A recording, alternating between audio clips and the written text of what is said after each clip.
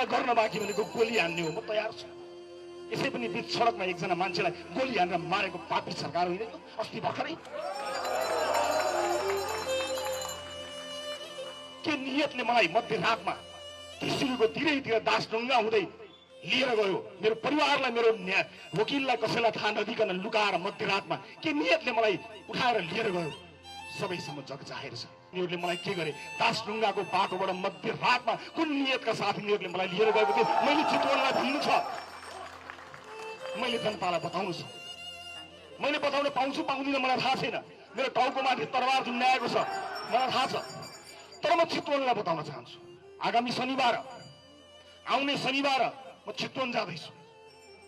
म त्यो चितवनको सभामा चितवनका जनतालाई सरकार कसरी ढल्यो, कसले ढलायो, के षड्यन्त्र भए, कसको हातमा हतकडी लाग्नु पर्ने थियो, कसको हातमा हतकडी लाग्नु पर्ने थिएन, यो कुरा सबै चितवनलाई बताउन चाहन्छु, इमानदारीपूर्वक बताउन चाहन्छु।